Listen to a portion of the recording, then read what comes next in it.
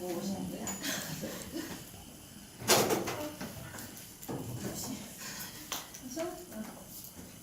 안녕하세요. 원탁토론자 김효린입니다. 저는 오늘 우리나라와 비교하여 독일 교육의 좋은 점을 발표하고 그 좋은 점을 우리나라에 어떻게 적용시킬 수 있을지를 말해보자 라는 논제에 대해서 이야기를 하려 합니다. 우선 이 첫 번째 발언에서는 독일 교육 방식에 대해, 두 번째 발언에서는 우리나라와 비교하여 독일 교육의 좋은 점을, 세 번째 발언에서는 우리나라의 독일 교육의 좋은 점을 어떻게 적용시킬 수 있을지에 대해 말해보겠습니다. 우선 지금은 독일의 교육 방식에 대해 이야기해보겠습니다. 독일의 교육 방식의 여러 가지 방식들 중 저는 대표적인 세 가지를 말씀드리도록 하겠습니다. 우선 첫 번째 교육 방식은 독일은 선행학습을 하지 않는다는 것입니다. 바탕소서에 따르면 독일이 선행학습을 시키지 않는 이유는 학생들이 선행학습을 하게 되면 학교 교육에 흥미를 잃게 되며 자만심에 다른 학생들의 사기를 떨어뜨릴 수 있기 때문입니다. 게다가 독일은 토론과 발표 교육이 중심이고 적극적이고 창의적인 학생에게 높은 점수를 주기 때문에 굳이 그 선행학습이 필요 없는 환경이 된 것입니다. 그리고 이제 EBS 다큐에 나온 그 꼴찌도 행복한 교실이란 독일 교육에 관련된 책을 쓴 박성숙 저자는 독일에서는 선행학습을 매우 엄격하게 규제한다면서 선행학습이 다른 학생들의 질문할 수 있는 기회를 빼앗고 선생님의 수업권을 침해하는 것이다라고 생각을 하고 있다고 하였습니다. 이처럼 독일은 선행학습을 하지 않는 방식으로 진행을 하고 있습니다. 독일 교육의 두 번째 방식은 여가 생활을 굉장히 중요시 여긴다는 것입니다. 그래서 국가적으로도 여가 생활을 굉장히 많이 지원을 합니다.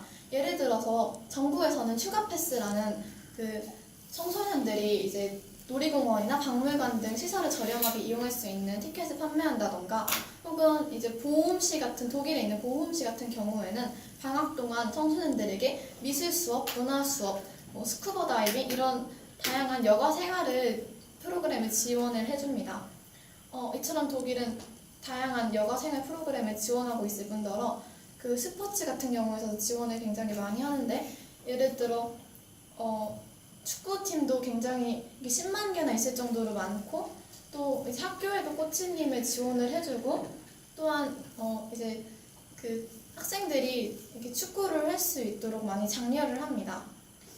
게다가 이런 것도 있습니다. 예를 들어서 그 독일에는 이제 도시에 이내에 4km 이내에는 천연 잔디 축구장이 만들어져야 한다는 법입니다. 이렇듯 독일은 많은 스포츠도 장려하고 여행도 이렇게 공부라 생각해서 오랫동안 여행과 휴양을 즐기고 있습니다. 그 독일 교육의 세 번째 방식은 민주시민 교육을 굉장히 철저히 한다는 것입니다. 예로부터 독일은 이제 2차 세계대전 이후에 국회의원들이 보이테스 바흐 협약이라는 것을 맺었는데, 그 협약은 주입식 교육 금지 원칙, 논쟁 지속 원칙, 그 다음에 이제 그 정치적 상황을 분석하고 해결할 수 있는 능력을 길러주는 걸 가르치자는 원칙을 바탕으로 협약을 맺고 실천하고 있습니다. 그리고 독일의 전국에 있는 정치교육원 같은 경우에는 많은 세미나를 제공을 하거나 이제 공공사업에 참여할 수 있도록 도와주고, 심지어는 정부를 상대로 소송을 걸 수 있는 방법론까지 알려주며 학생들이 민주시민으로 커갈 수 있는데 밑바탕을 마련해주고 있습니다. 이렇게 독일이 노력한 결과 독일은 현재 정치적으로 안정적이고 그 다음에 성숙한 나라가 되었습니다. 이렇게까지 독일이 민주시민 교육을 철저하게 하는 이유는 제2차 세계대전 이후 나치즘과 공산주의에 대해 반성을 하며 민주시민 교육에 대해 철저히 이렇게 민주시민 교육의 필요성을 절감하였기 때문입니다. 지금까지 그 독일 교육의 방식에 대해 세 가지 말씀드렸습니다. 감사합니다. 잘했어요.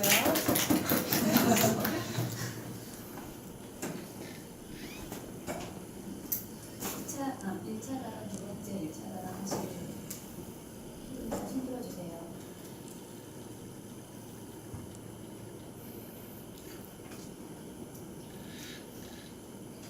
신ato론자 하고 싶어 하는 게 있어요. 신ato론자 나와서 나와주세요.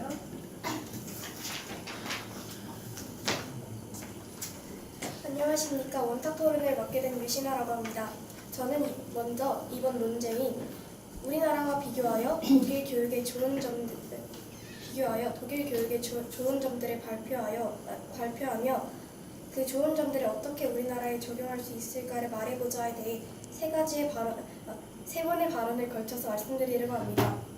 먼저 저는 첫 번째로 독일 교육과 우리나라 교육에 대한 소개를 하고, 두 번째로는 우리나라와 비교하여 독일 교육의 좋은 점에 대해서 말씀드린 다음, 마지막 발언에서는 그 2차 발언에서 말씀드린 좋은 점들을 어떻게 우리나라에 적용할 수 있는지에 대해서 말씀드리겠습니다. 먼저 지금 1차 발언에서는 우리나라와 독일 교육에 대한 소개를 하겠습니다. 먼저 첫 번째로 우리나라 교육에 대해 말씀드리겠습니다. 먼저 우리나라 교육은 크게 나뉠 수 있는데요. 먼저 유아교육, 초등교육, 중등교육, 고등교육, 평생교육, 이렇게 크게 나뉠 수가 있습니다. 그 중에서도 중등교육과 초등교육과 중등교육은 의무교육이라고 할 수 있죠. 그리고 두 번째로는 독일 교육에 대한 설명을 하겠습니다. 먼저 독일 교육은 유치원 때부터 박사학위를 취득할 때까지 모든 비용을 국가에서 부담한다고 합니다. 이것은 모두에게 공평하고 평등한 교육의 기회를 준다는 취지에서 왔다고 합니다. 그리고 또한 독일의 학생들은 어린 나이에 진로를 정하게 되는데요.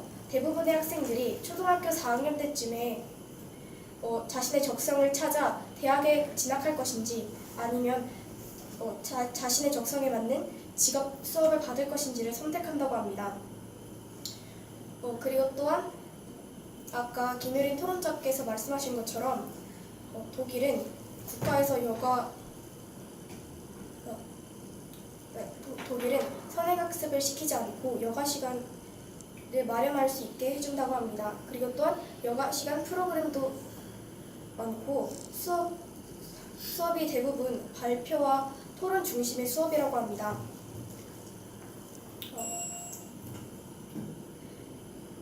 그리고 독일은 만 6세에 초등학교에 입학하게 되고 12년 동안의 의무 교육을 하는데요.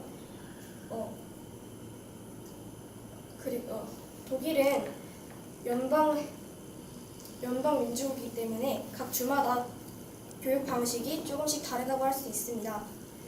이상으로 우리나라와 독일 교육에 대한 소개를 마치고, 다음 2차 발언에서는 우리나라와 비교하여 독일 교육의 좋은 점에 대해서 이야기하도록 하겠습니다. 이상입니다.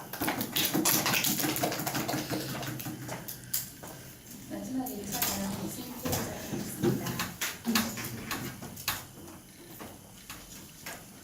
안녕, 원탁 토론자 이승민입니다.